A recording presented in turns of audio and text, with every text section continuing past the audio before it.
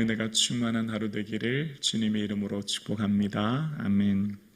오늘 본문의 말씀 40절을 이렇게 시작합니다.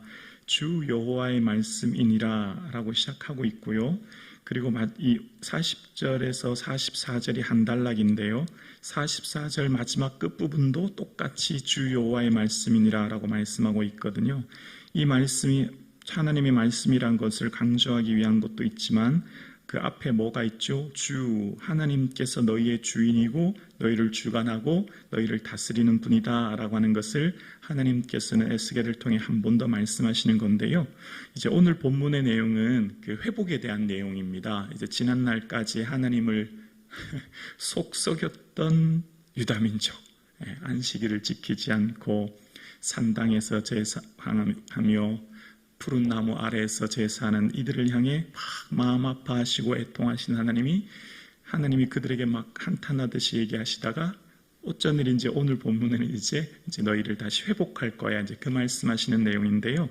그 내용이 이제 40절은 너희들의 예배를 내가 새롭게 받을 거야. 그런 얘기를 하시고 41절을 볼게요. 41절에 내가 너희를 인도하여 여러 나라 가운데서 나오게 하고 너희가 흩어진 여러 민족 가운데서 모아낼 때에 내가 너희를 향기로 받고 내가 또 너희로 말미암아 내 거룩함을 여러 나라의 목전에서 나타낼 것이며 얘들아 너희들 비록 지금 바벨론 포로로 있지 그런데 너희들 다시 이끌어낼 거야. 너희들 다시 내가 본국으로 가게 할 건데 그때 내 거룩함을 이 바벨론 이후 페르시아 이 모든 땅에 내 거룩함을 나타내게 될 거야. 이제 그렇게 말씀하시는 거예요. 그러면서 43절을 볼게요. 거기에서 너희 길과 스스로 더럽힌 모든 행위를 기억하고 이미 행한 모든 악으로 말미암아 스스로 미워하리라. 이게 어떤 의미죠? 이제 하나님께서 그 유다 민족을 다시 돌아오게 하고 그때 너희들이 기억할 거야. 너희가 얼마나 지난날 잘못하게 됐는지. 그때 너희들의 죄악을 깨닫게 되고 스스로 그 죄를 인하여 뉘우치며 미워하며 그것을 인하여 자복하는 그런 일이 있을 거야 라고 하는데요. 핵심 구절은 44절이에요. 우리 44절을 밑줄 그으면서 읽으실까요? 함께요.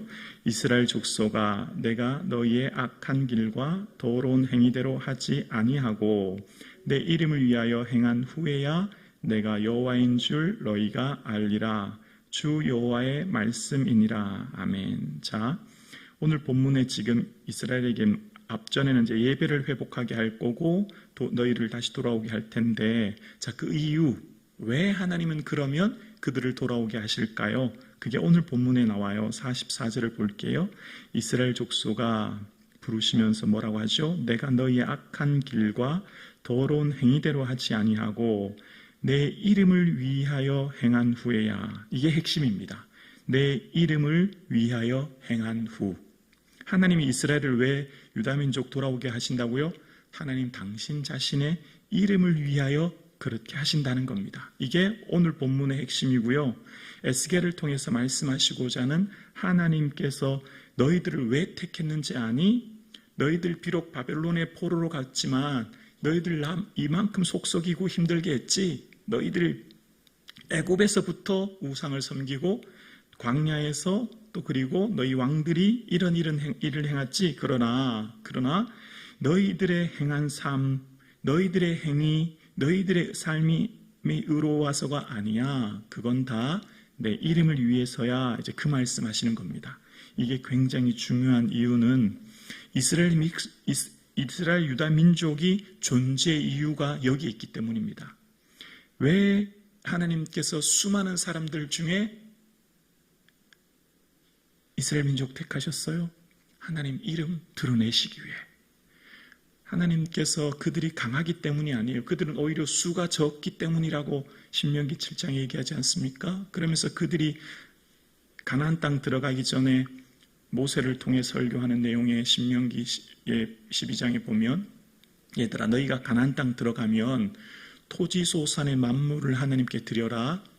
왜냐하면 내 이름을 위하여 택한 그곳에서 너희가 예배 드려라 라는 내용이 나와요. 그들을 가나안 땅에 드리는 이유도 다 뭘 위해서요? 하나님 이름, 당신 영광 때문인 거예요.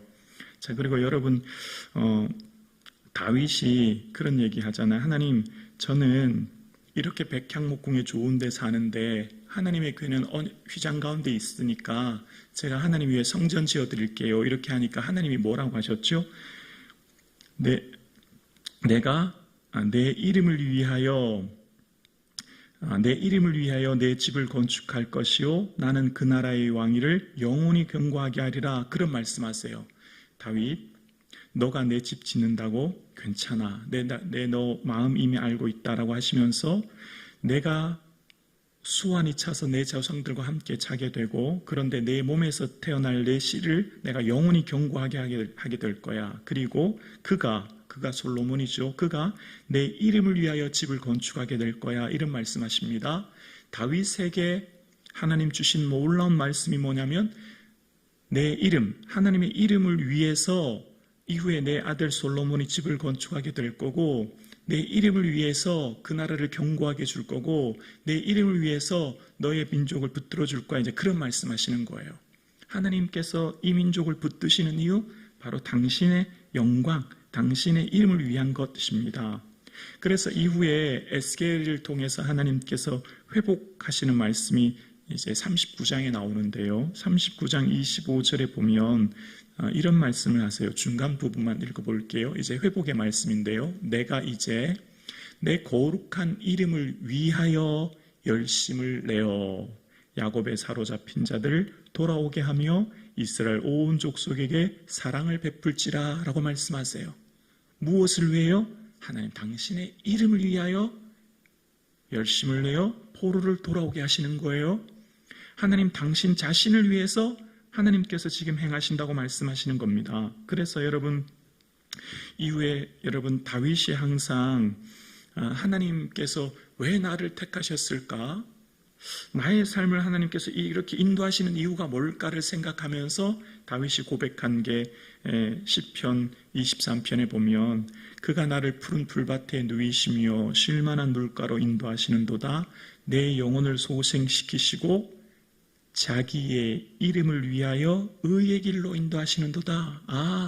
나를 목동에서부터 그 광야를 지나 왕이 되게 하시고 나의 삶을 인도하시는 것 다 자기 이름을 위하여 이렇게 하시는구나. 하나님께서는 자기 이름을 위하여 성전을 건축한다고 하셨지 하나님은 뭘 기뻐하시는지를 다윗은 알게 된 거예요. 그래서 다윗의 삶 가운데 고난을 만나잖아요. 어려움을 만나잖아요. 그러면 어떻게 기도할지를 알았어요. 그래서 다윗이 이제 어려움과 문제를 만났을 때 내 원수가 내 영혼을 핍박하며 내 생명의 땅에서 엎혀서 나를 죽은 지 오랜 자와 같나이다. 내가 흑암 속에 있나이다. 이제 시편 143편에 막 고통 속에 탄식해요. 여호와여 속히 내게 응답하소서 내 영이 피곤하나이다. 이렇게 하나님께 기도하는데 근데 중요 핵심 구절이 뭐냐면 여호와여 주의 이름을 위하여 나를 살리시고 주의 의로 내 영혼을 환난에서 끌어내소서. 시편 143편 11절이에요. 하나님 당신 이름을 위해 나를 살려주세요. 이게 하나님 기뻐하는 기도라는 걸 알게 되었어요. 다윗은. 왜죠? 다윗의 존재의 목적이 하나님 이름 나타내는 거예요. 다윗이 살아가는 이유가 하나님 이름 위한 거예요. 그러니 지금 다윗의 삶 가운데 있는 광야의 고난, 이유를 알 수 없는 고통 속에 있는 다윗이 하나님 앞에 어떻게 기도하냐면 하나님 당신 이름을 위하여 나를 살려주시고 이 고난에서 건져주세요 라고 기도하는 거예요. 자, 그러면 우리도 마찬가지죠. 오늘 우리의 삶의 목적이 뭡니까? 하나님 이름 위해서 사는 겁니다. 하나님의 영광 위에 사는 것이죠. 그렇게 우리의 삶의 모든 이유와 존재의 목적이 하나님 이름이기 때문에 우리의 삶 가운데 그 이름을 위하여 기도하고 간구하는 겁니다. 예수님이 제자들에게 기도를 가르쳐 주실 때 뭐라고 하셨죠? 하늘에 계신 우리 아버지여, 하나님 이름을 먼저 부른 다음에 제일 먼저 뭘 기도하셨어요? 이름이 거룩히 여김을 받으시오며. 하나님 이름 거룩히 여김 받는 것, 이게 기도의 첫 번째입니다. 이게 예수님이 가르쳐 주신 기도의 첫 번째예요. 그래서 예수님께서는 예수님의 일을 행하게 하실 때에 사도 바울을 부르셨을 때에도 내 이름을 위하여 얼마나 고난받아야 될 것을 그에게 보이리라 라고 말씀하세요. 그는 내 택한 그릇이야. 내 이름을 위하여 그가 고난받게 될 거야. 바울도 부름의 목적이요, 하나님 이름 나타내는 겁니다. 그래서 에베소 교회도 요한계시록에도 보면 칭찬하실 때 내 이름을 위하여 견디고 게으르지 아니하는 것을 아노라 라고 하면서 칭찬하세요. 다 하나님께서 칭찬하시고 귀히 보시는 건 뭐죠? 그 삶의 목적, 그 삶의 중심이 하나님 이름 위에 사는 존재, 나 자신의 의와 나 자신의 삶의 욕망을 이루려고 하는 존재가 아니라는 겁니다. 그래서 신앙생활은 어떻게 되죠? 신앙이 성숙하면 소원의 변화가 일어나는 겁니다. 소원의 변화. 소원의 성취를 넘어 소원의 변화가 일어나게 되죠. 그래서 하나님 말씀을 즐거워하게 되죠. 그럼 어떻게 되죠? 시편 40편 8절에 보면 이렇게 고백합니다. 우리 함께 고백할까요? 나의 하나님이여, 내가 주의 뜻 행하기를 즐기오니 주의 법이 나의 심중에 있나이다 하였나이다. 뭘 즐거워하죠? 지금 시편 기자가 하나님의 뜻 행하는 걸 즐거워하는 겁니다. 소원의 변화가 일어나는 겁니다. 내 뜻이 아닙니다.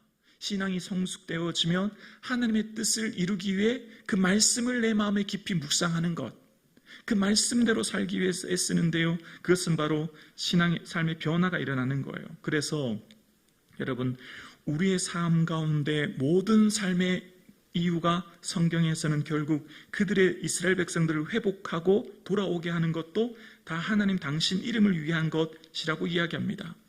하나님 없이 자기 힘으로 살려고 하는 게 교만이죠. 이스라엘 백성들이 왜 우상을 섬겼어요? 교만했어요. 자기 힘으로 해보려고요. 왜 안식일을 지키지 않아요? 자기 힘으로 해보려고요. 왜 산당에게 제사해요? 왜 우상 숭배해요? 자기 힘으로 해보려고요. 이게 교만이에요.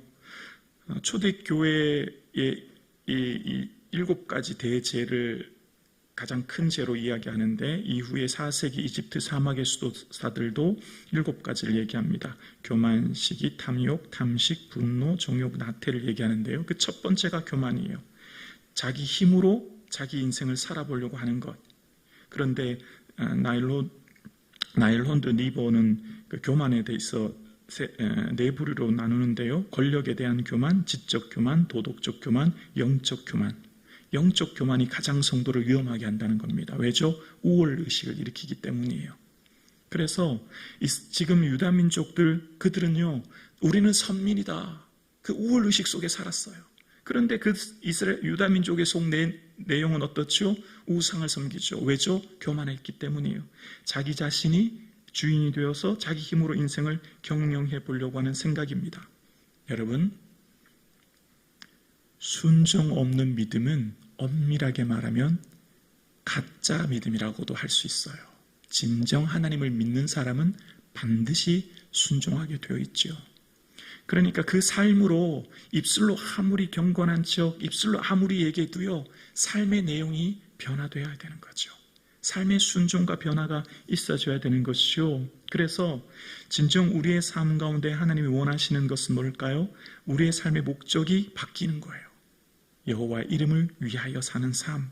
그래서 오늘 우리의 삶 가운데 주님의 영광, 그 이름을 위하여 오늘도 살아갈 수 있는 이 하루가 될 수 있기를 주님의 이름으로 축원합니다.